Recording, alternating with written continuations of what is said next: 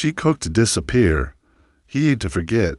But when bruises bloomed where kindness once lived, the quiet rancher could no longer ignore them. And what he did next tore open the town's darkest secret. The skillet sizzled like a snake's warning, sharp and sudden, right as Ruth turned from the stove. Her sleeves had slipped down her forearm again, and this time, Emery Hagan saw it. The edge of a bruise, dark and blooming like something rotting beneath her skin, peeked out before she could tug the fabric back in place. He didn't say a word, not right away. He just watched her face, but Ruth didn't flinch, didn't meet his eyes. She just set the pan down like nothing had happened and asked if he wanted seconds. "Your biscuits are burning," Emery muttered instead, even though they weren't. He just needed her to look away, and she did. The ranch was quiet as always whined through the cottonwoods, the far-off bray of a mule, the low murmur of cattle settling before dark. But Emery's mind wouldn't settle. Not this time. He'd hired Ruth 6 months back, a widow, or so she claimed, who needed work and he needed help. She was plain, polite, and hardworking, never late, never asked for anything more than her pay and the corner room behind the pantry. He knew almost nothing about her, but tonight the silence between them felt heavier, dangerous, even like something unspoken had finally stepped into the light. Emery wasn't a man who asked many questions. The last time he had, his wife had died and taken their unborn child with her. That kind of loss teaches a man that curiosity is costly. Still, when Ruth poured coffee into his mug and winced, just a flicker barely noticeable as her fingers brushed the rim, he caught it. Another bruise, this time on her wrist. The silence stretched to long. Ruth noticed. She straightened and turned to leave the room, but Emery's voice cut across the kitchen like a lasso snapping taut. "Who did that?" She stopped, not turned, not breathing, just stopped. "I ain't dumb, Ruth," he added, softer now. "You ain't clumsy. So who did that to you?" The pause that followed was longer than any sermon Emery had sat through in town. When she did turn, her face was unreadable. Not scared, not defiant, just tired. "Don't matter," she said. "It's done." Emery pushed his chair back. The scrape of wood on the plank floor echoed in the small kitchen. "You don't believe that," he said. "I believe it's none of your business," she replied, folding her arms, not in defiance, but defense. Like if she didn't hold herself together, she crumbled. "You hired me to cook. I'm cooking. That's all." But it wasn't all. Not anymore. Something was unraveling in front of him, something she'd worked hard to keep stitched up. He could see it now. The subtle changes, the way she flinched at sudden noises, how she'd sleep in late some mornings or wear gloves even while shelling peas, how she'd stared along at the fire like it had something to say she didn't want to hear. "You got children?" Emery asked suddenly. Ruth blinked. "No." "Family?" "None that count." "Then you're alone." Her jaw tensed. "Been alone most my life." Emery stepped closer, not aggressive, not gentle either, just close enough that she had to look up. "You ain't alone here," he said. "Not if you don't want to be." That cracked something, just slightly. Her lip trembled for half a second before she tightened it again. He didn't press further. He just walked to the back door, opened it, and stared out at the long stretch of dusk rolling over the pasture, cows huddled in the distance. The wind tugged at the porch lantern, making it creak. That night, Emery didn't sleep. He heard her moving in the kitchen past midnight. The gentle clink of metal, the soft scratch of a chair leg. He almost got up, almost walked out to say something. But when he cracked the bedroom door, he saw her there, seated at the table, a scarf wrapped tight around her wrist as she peeled a bruised apple. She wasn't crying, just staring at the flesh as it browned in the air. The next morning, she wore long sleeves again. The bruises were hidden, but Emery couldn't unsee them, couldn't unhear the nothing she'd said when he asked who hurt her. Later that week, while fixing the barn latch, Emery noticed the wagon tracks fresh, deep, not from their own cart. Someone had come late in the night, stopped near the pantry window, and left. He walked inside, face tight. Ruth was washing the floor on her knees, sleeves rolled again. He crouched beside her. "Who's been coming here?" She didn't answer. "Don't lie," he said, lower now. I saw the tracks. She froze. Then, barely audible, she whispered, "He won't stop coming. He never does, no matter how far I run." Emery's blood went cold. Who? Ruth's hands trembled. His name's Luther Kane. The name meant nothing to Emery, but the look on her face did. "You want me to go to the sheriff?" he asked. She shook her head violently. "No. No law has ever helped me. He's got friends in places that turn blind. Money buys silence. I've seen it." Emery stood up, jaw tight. "Then I guess it's time someone didn't stay silent." Ruth looked up, startled. "You don't even know me," she said. "No," Emery said, "but I know what it's like to bury someone you love and wonder every night if you could have done more. I ain't burying someone again." That evening, Ruth cooked stew. She didn't speak much, but she set his bowl down with care, and Emery noticed her hands had stopped shaking. But neither of them saw the figure watching from the tree line as the sun dipped low. The next morning arrived bruised and wine-bitten, the sky a dusky gray that matched Ruth's eyes when she handed Emery his coffee. She didn't speak a word, and neither did he, not at first. Something about the way she moved, quiet but sharp, like she was expecting the ground to fall out from beneath her, told him last night's conversation had opened a wound she'd long kept bandaged. But Emery was no stranger to wounds that never healed right. He'd learned long ago that silence is where pain grows roots, and he wouldn't let hers keep growing. He watched from the porch as she hung laundry near the barn. Her sleeves tugged low despite the rising heat. One of the cloth husbands dropped, and she stooped to retrieve it, but froze midway through the motion. A crow cawed somewhere above, but Ruth wasn't looking at birds. She was staring beyond the split rail fence where the tracks had been, eyes locked on the road that led to town. Emery followed her gaze and saw it, too. A rider, black horse, slow, deliberate pace, the kind of man who didn't need to rush because fear ran ahead of him. Ruth turned and walked back into the house. Emery met her at the door. "That him?" She nodded, face pale. Emery stepped outside, unfastening the shotgun from the rack just inside the wall. "He don't look so big from here." "He's not," Ruth said quietly, "but he don't need to be." They watched as the rider stopped at the fence. He didn't dismount, didn't shout, just sat there like a wolf eyeing a coop. Then, slowly, he turned the horse around and vanished into the tree line. Ruth exhaled one long, shuddering breath and collapsed onto the nearest chair like she'd been holding herself up with nothing but pride. Emery stood in the doorway, the shotgun still in hand, the image of that man's face etched like stone behind his eyes. "I'm going to town," he said. "No," Ruth snapped, louder than she meant. "Don't go to the sheriff. I told you. He don't care. Nobody does. Luther owns half the men in this county. Judges, deputies, even preachers. He plays nice with the church folk, donates to their missions, buys the orphans toys every Christmas. You walk in there with a story about me and bruises, and they'll laugh you out." "I ain't going to the sheriff," Emery said, stepping into the room and setting the shotgun gently against the table leg. "I'm going to see a man who used to ride with the Rangers before he retired out here with one eye. An limp. Man like that don't care about politics. He just cares about justice." Ruth looked up at him, disbelief battling against the hope in her eyes. "You do that for me?" Emery nodded. "It ain't about doing it for you.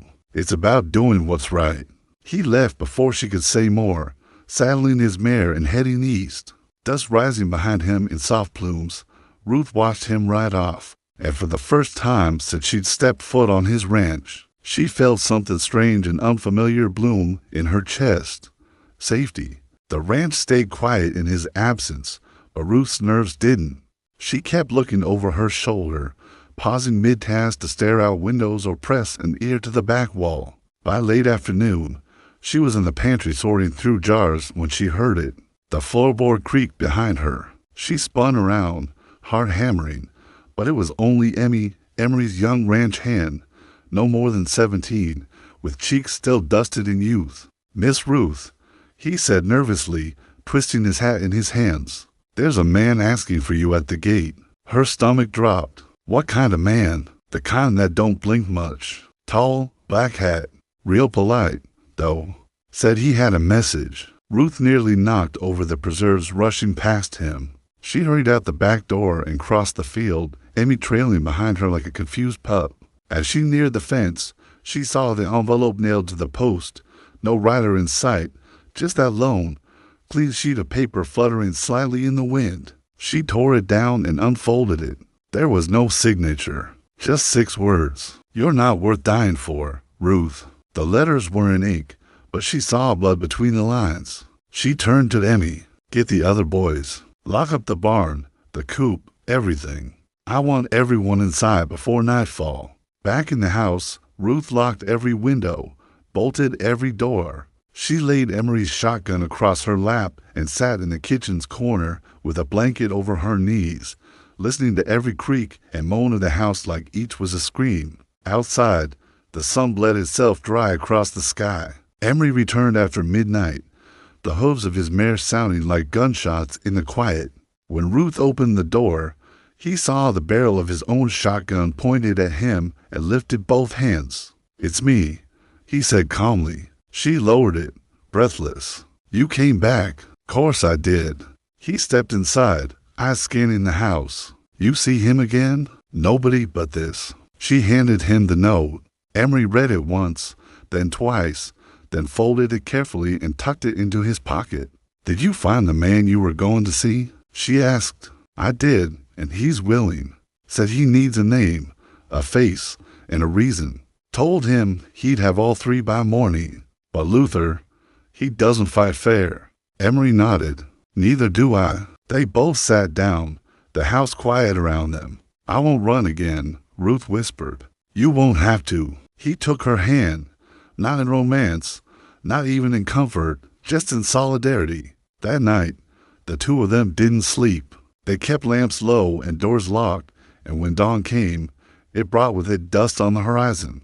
But this time, it wasn't one man riding toward them. It was 3. Emery stood on the porch, shotgun slung across his back. Ruth at his side with a revolver she hadn't touched since her brother taught her how to shoot. As the riders approached, one peeled off and rode north. Another went south, but the third, the one with the black hat, kept coming. He stopped at the same post he'd nailed the note to, this time dismounting. Emery stepped down from the porch. The 2 men faced one another across 10 paces of packed dirt. "Morning," Luther said, smiling. "You don't belong here," Emery replied. "I'm just here for a girl. She's mine. She's not yours, not ever." Luther tilted his head. "You think you can stop me?" "I don't think," Emery said. "Act." And behind him, from the shadows of the porch, stepped the one-eyed ranger. The one-eyed ranger didn't say a word as he came down those porch steps. He didn't have to. His presence alone froze the air. A thick quiet settled between the 2 men standing 10 paces apart, with Ruth watching from behind the curtain like her breath would tip the balance. Luther's grin twitched, like the confidence in his bones had cracked just a hair. "Now hold on," Luther said finally, shifting his stance. "I didn't come here for no blood, just a conversation." The ranger kept walking. "No reason to escalate things," Luther added, backing one step toward his horse. "I got no quarrel with you, sir." Still no answer. The ranger's coat flapped in the wind, revealing the iron on his hip. 2 revolvers, matched, worn down from use. Not showy, not flashy. Just old tools in the hands of someone who'd buried too many devils to be scared of another. Luther turned his eyes back on Emery. "You're playing a dangerous game, rancher. That woman you're protecting, she's cost men more important than you a whole lot of trouble." "She's not costing me trouble," Emery said. "She's giving me purpose." Luther's mouth tightened. "You think you can just clean up someone else's mess? Take in a broken woman, patch her together, and feel like a hero?" "No," Emery said simply. "I think I can be a man." At that, the ranger stopped just beside Emery. He didn't raise a gun. He didn't flinch. He just spoke, voice as dry and dead as wind on old bones. "You're trespassing." Luther's smirk was gone now. All right. I'll leave for now, but don't mistake mercy for weakness. You should go." "Before I mistake it for permission," the ranger said. Luther clicked his tongue, then turned back to his horse. He mounted in one smooth movement and rode off without another word, but the dust his horse left behind wasn't a retreat.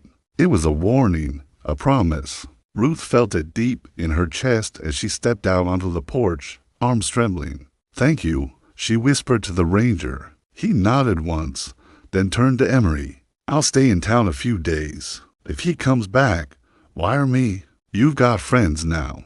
"Appreciated," Emery said. By mid-morning, the ranch was still again, but Ruth knew better than to believe silence meant peace.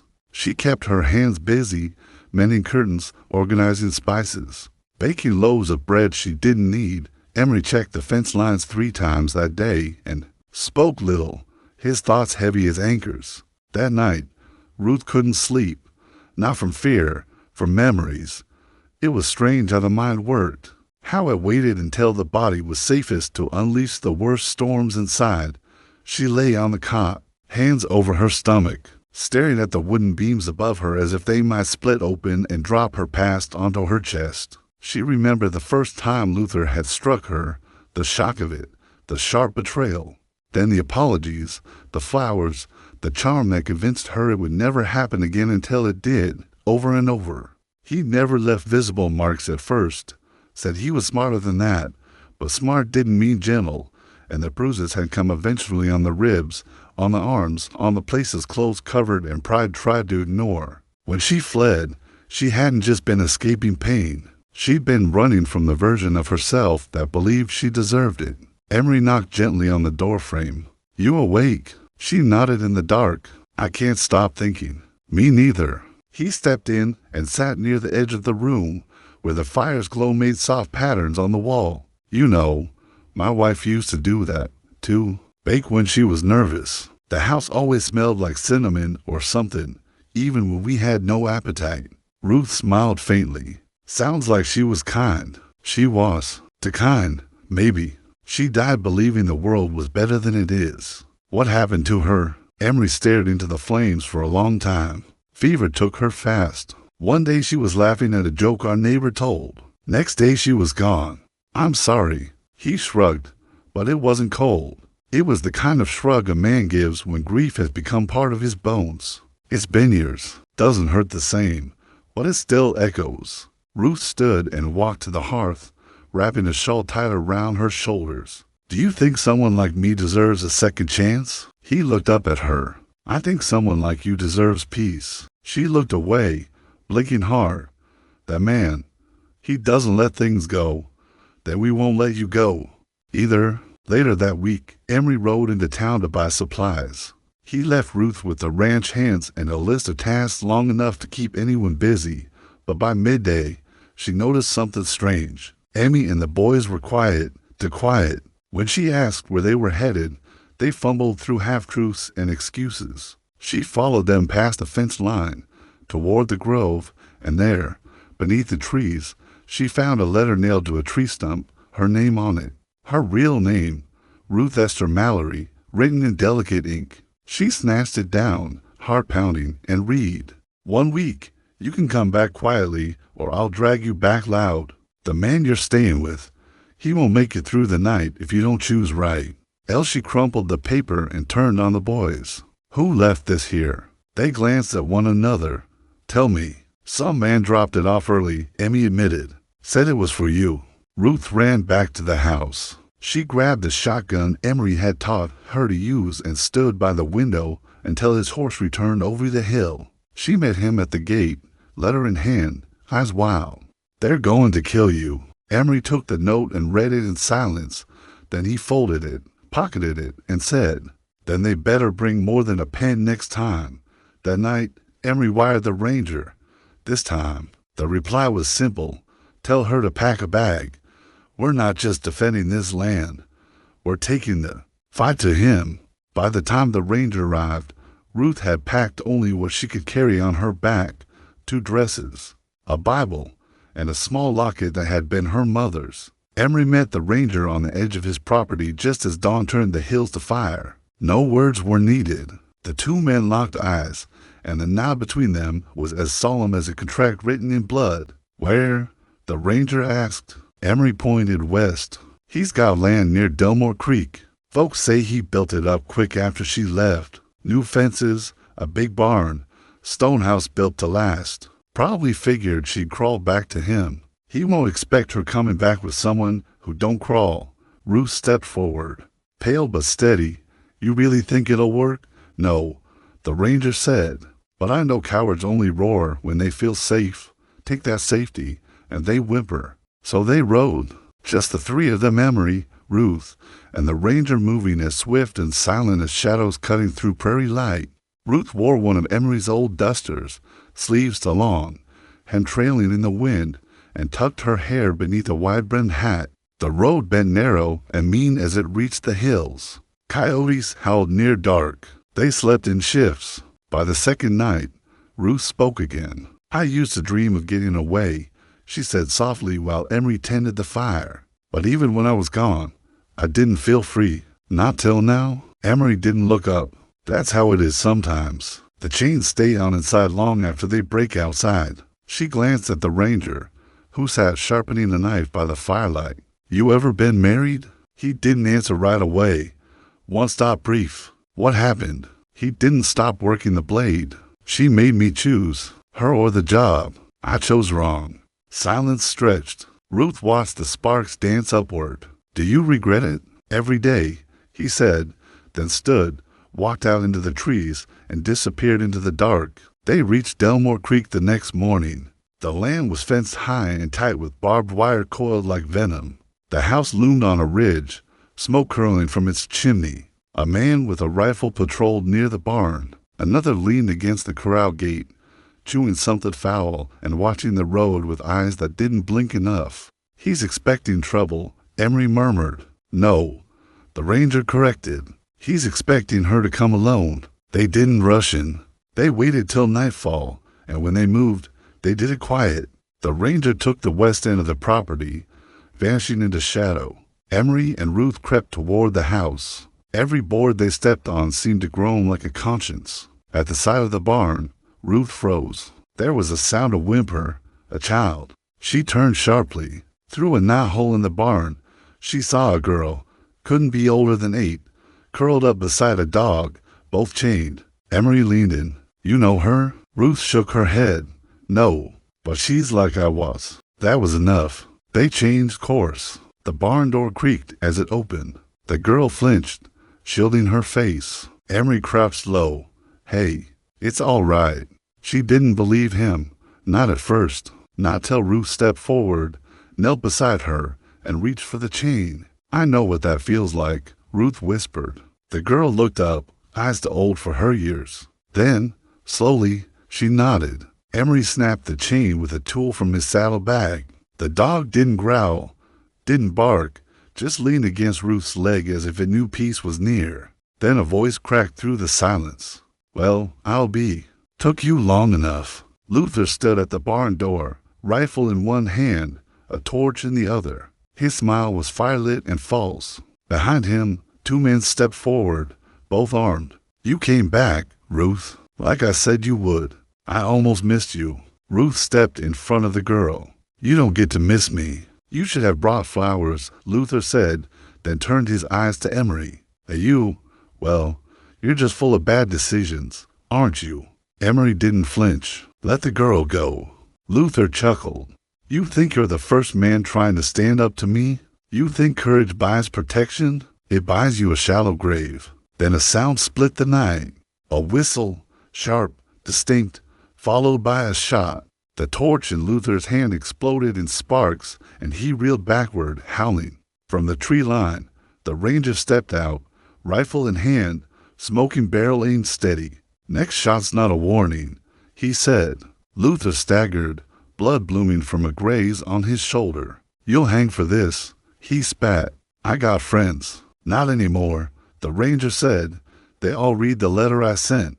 The judge, the sheriff, the preacher. They know about the papers you forged, the girls you bought, the land you stole. You're a ghost now, Luther. A man with no friends is already dead. But Luther wasn't ready to go quietly.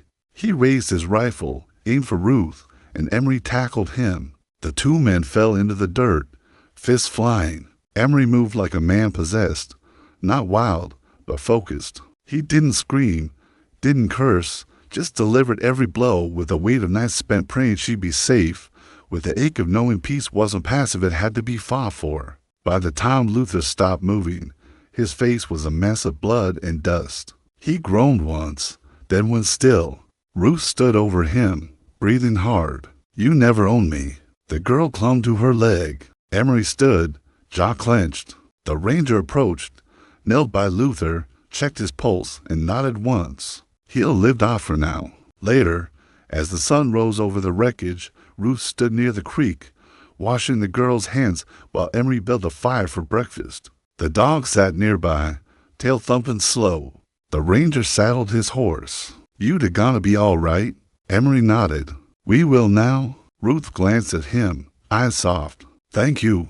The ranger didn't smile, but his nod carried more than words. He rode off without ceremony, like a man who knew his purpose had been served. That night, the girl slept between Ruth and Emery on a bed of quilts. The stars burned above like candles in heaven. Emery whispered into the dark, "What's her name?" Ruth stroked the girl's hair. She said it once, "Delilah." "That's a strong name." "So is mine," Ruth whispered, "but I forgot it for a while."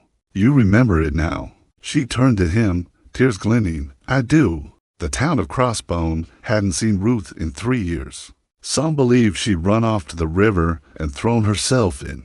Others figured she'd made it west, maybe found a new name and a better life. A few whispered that Luther had finally done what he'd always threatened and buried her beneath his land. No one had the proof or the courage to dig. So when Ruth walked into the church house the following Sunday with a little girl on her hip and a quiet, weathered man at her side, no one knew what to say, even the preacher. A man who'd survived war and weathered men like Luther paused mid-sermon and nearly dropped his Bible. She walked with her shoulders back and her chin high, but the fear hadn't fully left her eyes.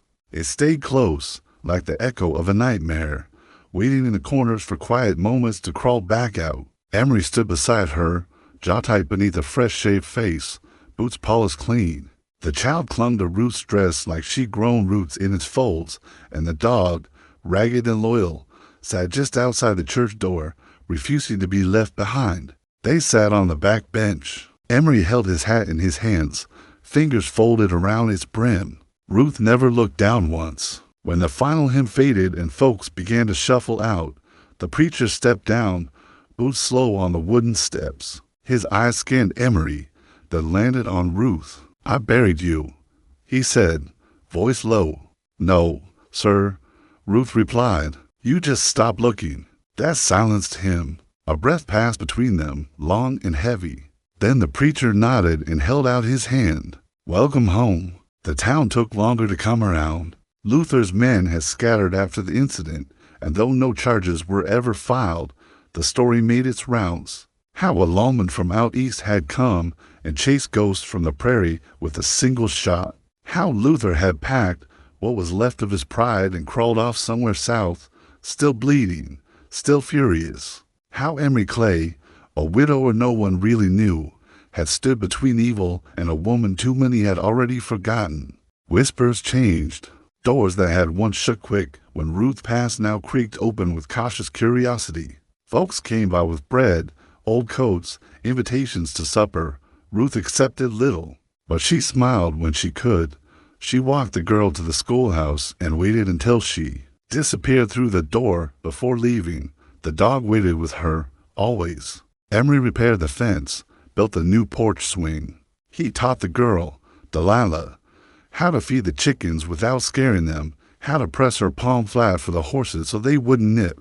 She giggled more now, still startled at loud noises, still flinched if someone raised their hand to fast, but her shoulders no longer curled so tightly inward. She slept through the night.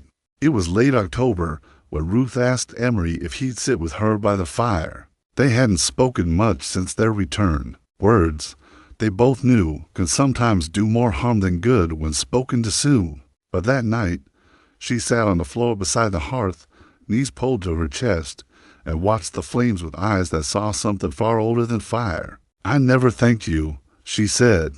You don't have to. I do. She turned to him. You didn't have to help me. He looked down at his hands. I didn't help you, Ruth. I just did what a man should do. Not many would've. Then not many deserve to call themselves men. Silence again, but gentler this time. I don't know how to live like this, she whispered. He looked over. Like what? Safe? Emery leaned forward, voice soft. You don't have to know. You just have to let yourself try. Delilah stirred upstairs, muttering something in her sleep. Ruth stood halfway, ready to go, but Emery placed a hand lightly on her wrist. She's all right. Ruth exhaled and sat back down. She calls me Mama, she said. You are. She shook her head. Not yet. Not really. She had one once, but she's starting to forget. I can see it in her eyes. Emery didn't reply. She deserves better than a woman with broken pieces, Ruth said. She deserves someone who loves her, Emery said. That's all.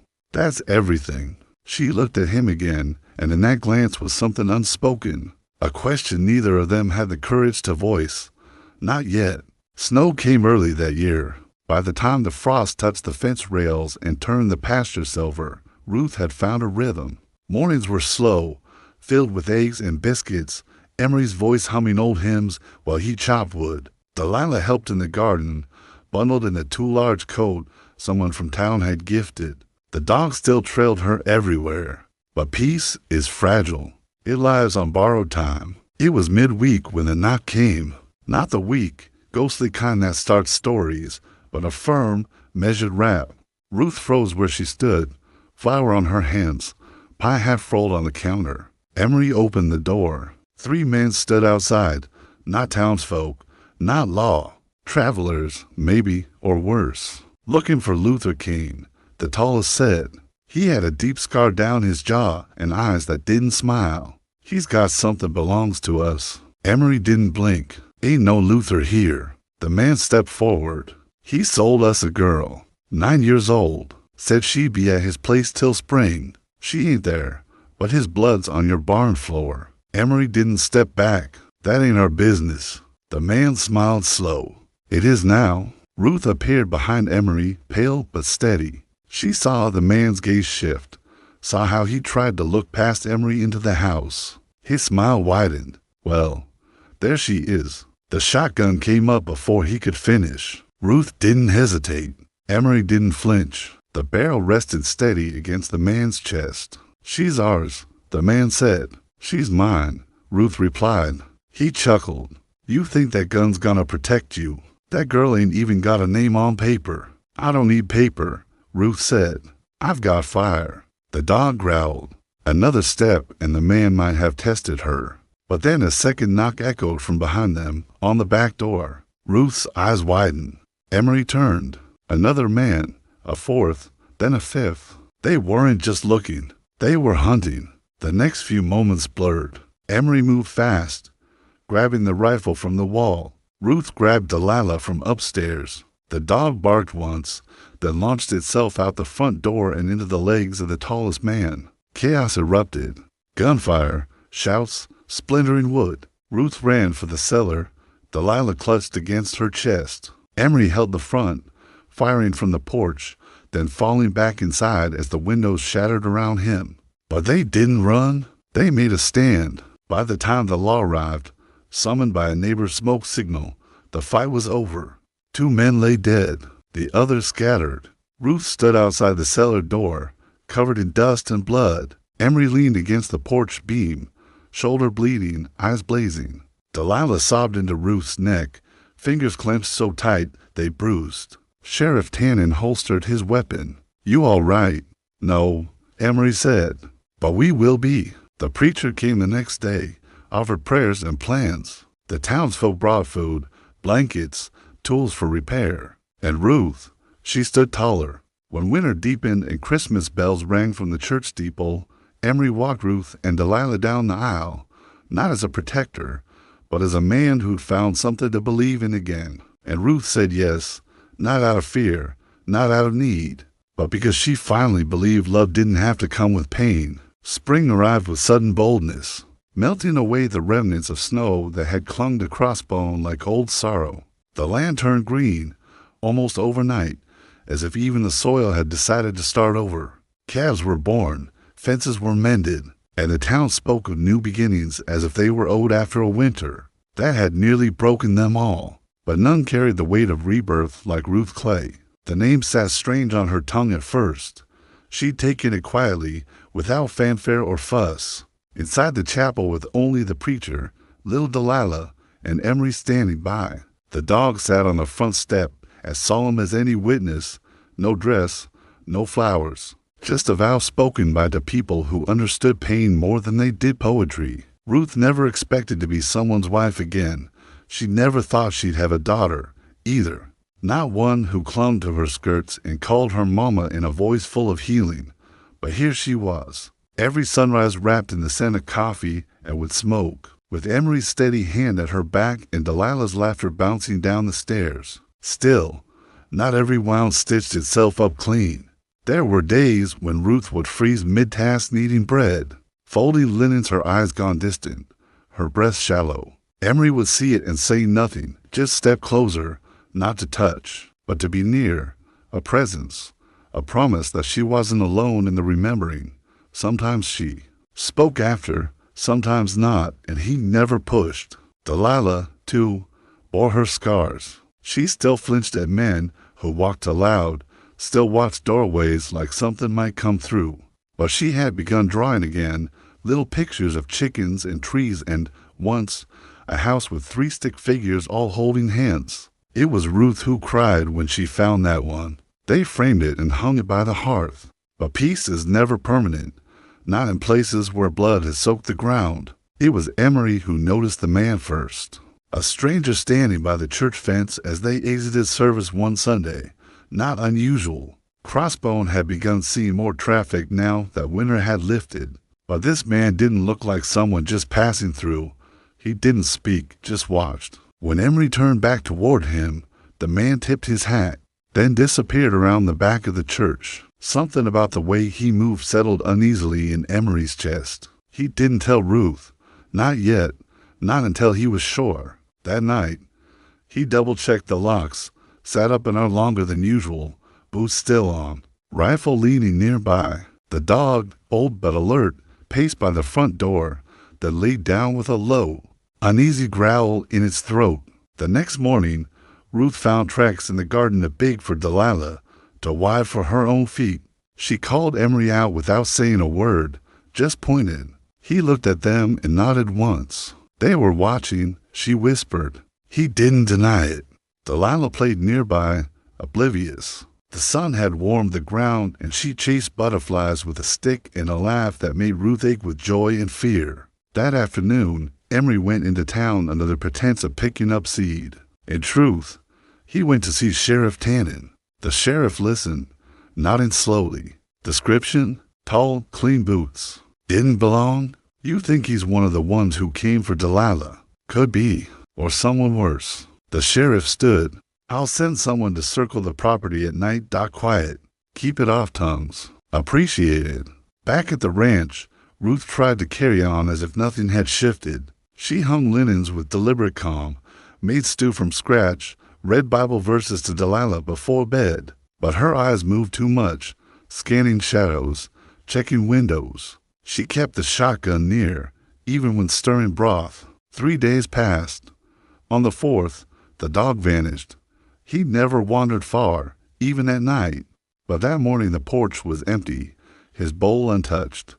Emery searched the property, no sign. No blood, just an absence so loud it felt like thunder. That night, they heard the bell. A soft chime, metal on metal. The Wells pulley. Emery stepped outside with his rifle. Ruth followed, despite his protest. They crept toward the well together. Tied to the post was the dog, his muzzle bound with a rag, eyes wild but unharmed. And hanging from the pulley rope, just inches above the stone mouth, was a note. Ruth read it aloud with shaking hands. She's not yours. That night, Emery moved Delilah into their bedroom, set up a cot. The girl didn't argue, sensing something old and terrible had returned to claw at their peace. Ruth held her tighter. The sheriff doubled the watch. No one saw the man again, but the fear stayed. And then came the letter. No postmark, no signature. Just a slip of paper slid beneath the front door at dawn. Ruth found it. This time, the words were worse. You think you've saved her, but she remembers. And soon. So will you? She dropped it, hands to her mouth. Emery picked it up and read it twice, then burned it in the stove. That night, Ruth couldn't sleep. She sat by the hearth, fingers twisted in her lap. Emery sat beside her, silent. She remembers something, Ruth said. She's safe here. She's not safe anywhere if this doesn't stop. He looked over. Do you want to run? No, she said, voice steady. I want to fight. Delilah stirred upstairs, a soft cry. Ruth went to her, arms already outstretched. She found the girl sitting up in bed, eyes glassy. Mama, she whispered. He came to me in a dream again. Ruth froze. Who? Sweetheart. The man with the belt. The one with the white hair. He used to lock me in the dark. Delilah whispered.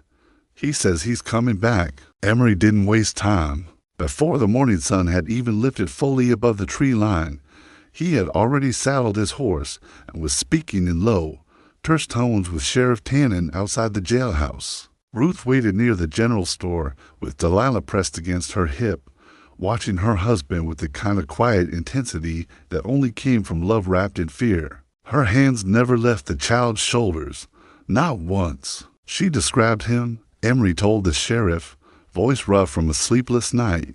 White hair, a belt he used to hit her with, locked her in dark places. And he's been showing up in her dreams again, same as before. Sheriff Tannen leaned against the porch rail, arms crossed. His jaw worked back and forth like he was grinding stone between his molars. And now the notes, the dog, the message at the well. We can't pretend this is a coincidence anymore. No, we can't, Emery agreed. I need to know if anyone's passed through recently. Anyone with a past or reason to haunt a child like this. The sheriff straightened. Let me check the stage records. Couple days back, one man came in from the west. Didn't stay long. Clean coat, polished boots, kept to himself. Paid cash for everything. White hair? Tannen nodded slowly. Didn't seem old enough for it. But yeah, white as snow. Where did he go? Didn't say. Left on horseback headed south. Could have circled around, though. He never gave his name. That afternoon, Ruth and Emery reinforced every door and window on the ranch. Boards over glass, locks tested and retested, weapons placed strategically in reach. They moved the mattress to the center of the bedroom so Delilah wouldn't be near any window.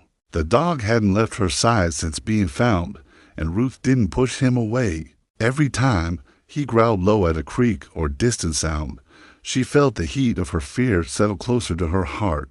That evening, a noise broke through the safety of their preparations. It started as a whistle, just one long note, steady and high, like someone calling a dog. Emery stood up fast, rifle already in hand. Ruth grabbed Delilah, pulling her down behind the overturned table they'd turned into a barricade. Then came the voice, smooth, familiar, coated in something venomous. I've come for what's mine. The blood drained from Ruth's face. Emery stepped to the front door. You've got one chance to turn around, he called out. You put your hands in the air and walk away, or I swear to heaven I'll bury you right here. Silence, then a laugh soft, slow, sickening. You've been feeding her lies, the man said.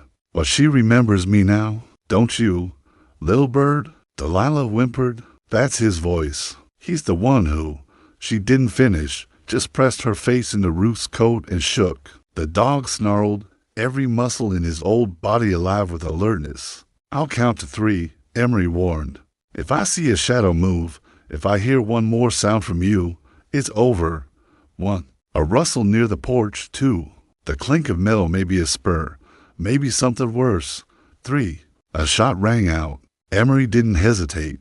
He fired clean and sharp toward the noise, then ducked to the side, just in time to avoid a bullet splintering the doorframe beside his head. The man wasn't alone. The others stepped from the shadows, rifles in hand. But Emery was ready. This wasn't the first time his land had been threatened. and it wouldn't be the last if he didn't end it here. Gunfire thundered through the night.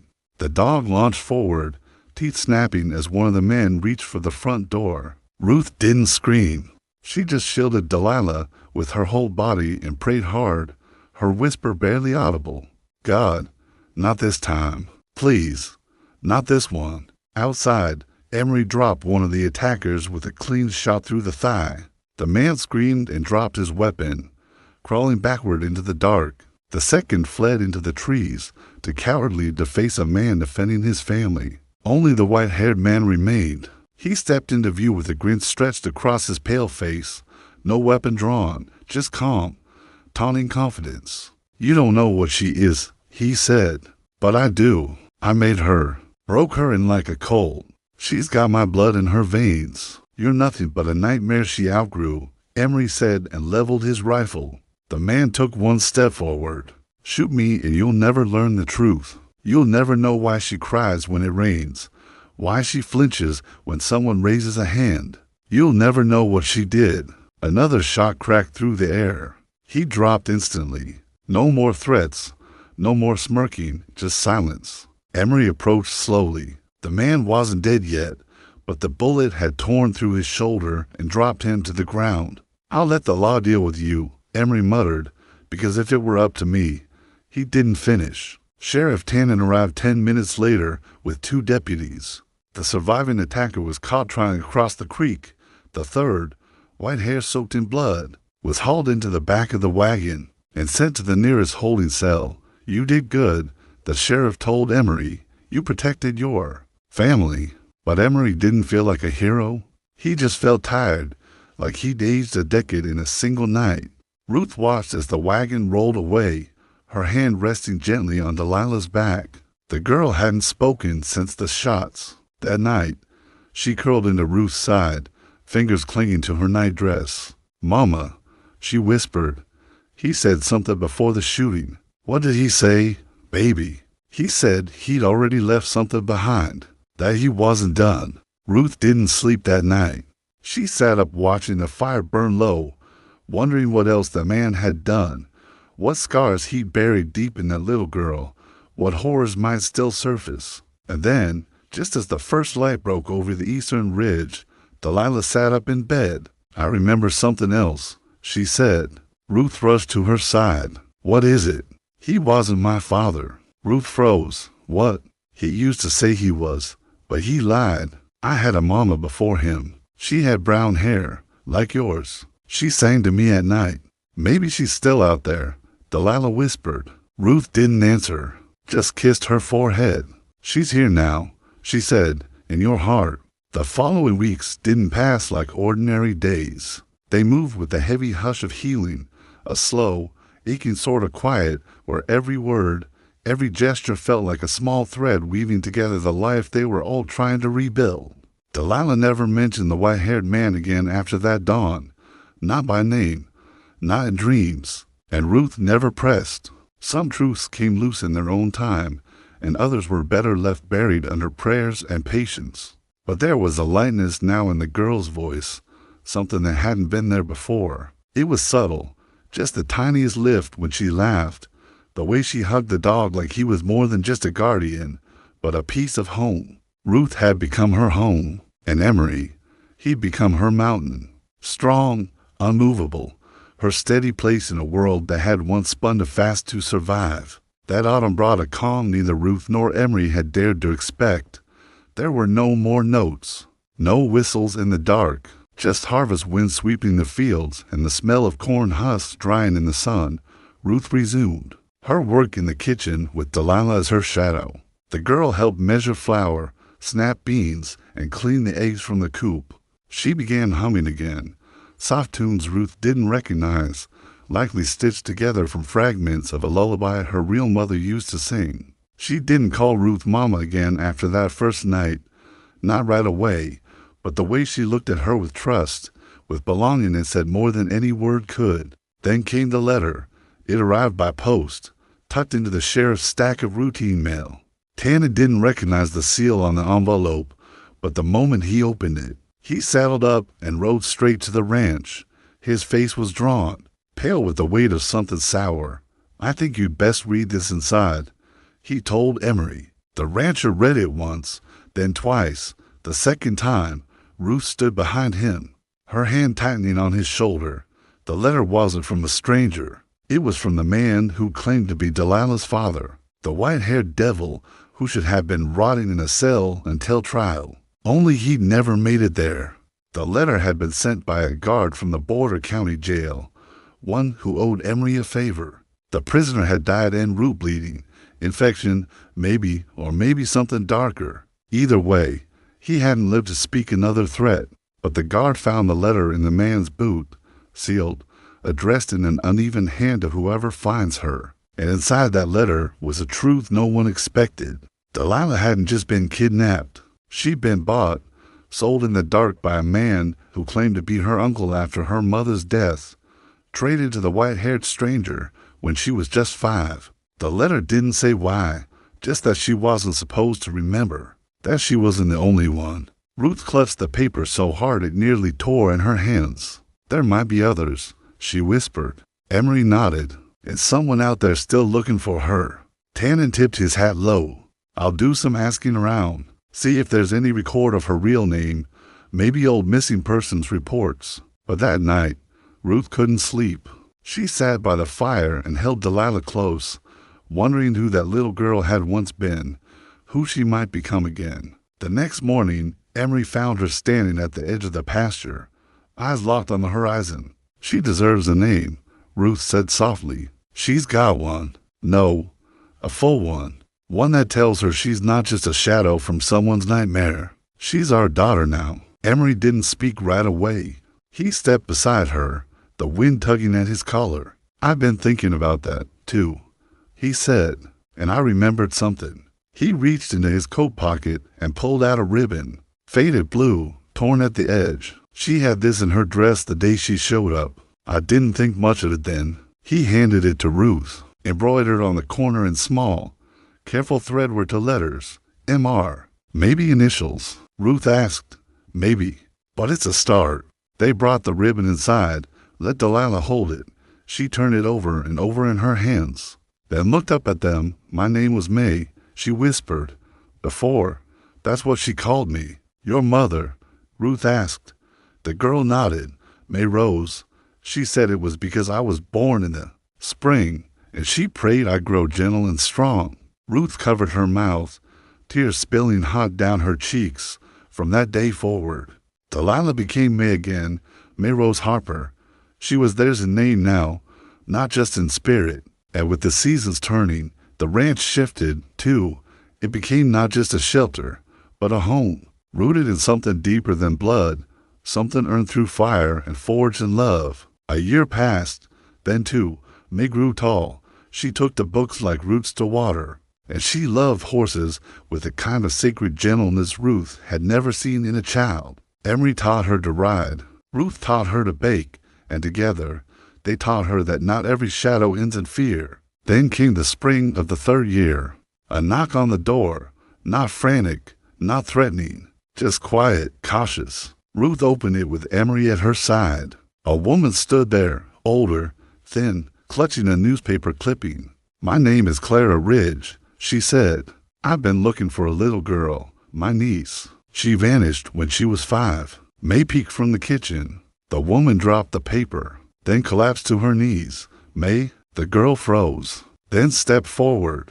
They stared at each other for a long time, and Ruth knew by the way the girl's eyes filled without blinking, by the way her hands trembled, that this was truth, not the kind that wrecked a life, but the kind that stitched it whole. Clara stayed a week, long enough to tell the story of May's mother, her own sister, who died of fever, and the man who'd taken the child under the pretense of care. Long enough to learn that May was safe now, that she was loved. When she left, she did so with peace in her heart, and May remained where she belonged. Not because Ruth and Emery had claimed her, but because love had. Because family wasn't always born. Sometimes it was found. Sometimes it arrived on a broken horse, or in the dark, or at the edge of grief. And sometimes it called you Mama before it even knew your name. Spring had come again to the ranch, gentle and gold-lit. like a promise whispered instead of shouted. The wind no longer felt harsh or warning. It carried the smell of wildflowers and tilled earth, and somewhere beyond the nearest hill, birds had returned to nest beneath the eaves of the little chapel. Time had passed in a way no one noticed until it had wrapped itself around them, all like a warm quilt. The sharp edges of grief and fear had softened, but the memory of it remained, not as a wound, but as a sacred marker, a reminder of where they had been and how far grace had brought them. Mayrose Harper had just turned 10. Ruth stood at the edge of the garden beds with a pie dish in hand and dirt on her skirt. She watched the girl chase a stray chicken with one hand while holding a book under the other arm. The chicken escaped into the tall grass, but May didn't fuss. She plopped down, opened the book, and began reading aloud to herself, lips forming every word with reverence. Ruth smiled and wiped her hands on her apron. "You've read that one 5 times this week," she called. May didn't look up. "It gets better each time." Emery appeared with a saddle slung over one shoulder and a hammer in the other. He was repairing the eastern gate again, though Ruth suspected he just liked pretending to be busier than he was. He tipped his hat toward his daughter, then toward his wife. Is she wrangling words again, or chickens? Both. "Looks like. I put a wager on the hen." Ruth chuckled and turned back toward the house. The porch had new railings now, a fresh coat of white paint. There were new curtains in the window May had claimed as her own. On the inside, she'd hung drawings childish, wild, full of animals and sunflowers and big blue skies. One showed a man with a gray beard holding a little girl's hand. Another had a woman with a pie in one hand and a shepherd dog in the other. The last one had 3 people around a dinner table, all smiling, all drawn with hearts. They were family, not just by paper or law, not by some court or bloodline, by fire, by survival, by love. At night, May no longer woke in a sweat. There were no more cries muffled beneath the blankets. And while she didn't always talk about what had happened before Ruth found her in the barn, sometimes she did, quietly, thoughtfully, as if the pain were something that had changed shape, not gone, but different, manageable. One afternoon, as Ruth was folding laundry, May sat beside her and asked softly, "Did God send me to you, or did he send you to me?" Ruth looked up, hands stilling on a shirt. "Maybe both. Maybe we were each other's answer." May nodded slowly, satisfied with that. Then she reached for the sheet Ruth was folding and helped smooth it out. In town, word had long spread about the girl, about the sheriff's role in rescuing her, about the burned-out house, the lost names, the whispers of a man no one ever saw again. But gossip lost its teeth when the ending was good, and in this case, the town had found new stories to tell about the girl who learned to ride faster than most boys, who once read 3 books in a week, who always brought baked apples to the preacher's wife when her husband fell ill. May had become the quiet light of the town, a little miracle, and miracles had a way of softening even the hardest hearts. That one letter changed everything again. It came wrapped in plain brown paper, no return address, just a single word written across the front in neat, looping script. May. Ruth opened it first, her hands shaking, Emery at her side. Inside was no threat, no warning, just a photograph, old and faded. A woman with chestnut hair holding a baby in a field of wildflowers. May. And a single name written beneath in cursive, Charlotte Rose. Her mother. There was no note, no explanation, but Ruth felt it in her bones. Someone out there had found a piece of the puzzle and sent it to them, not to stir pain, but to complete the story. The wind whispered through the fields, and somewhere deep inside that piece, they knew. What had once been broken had been mended, not erased, but made beautiful in its healing. The past had carved deep scars, but love had filled every one of them with gold.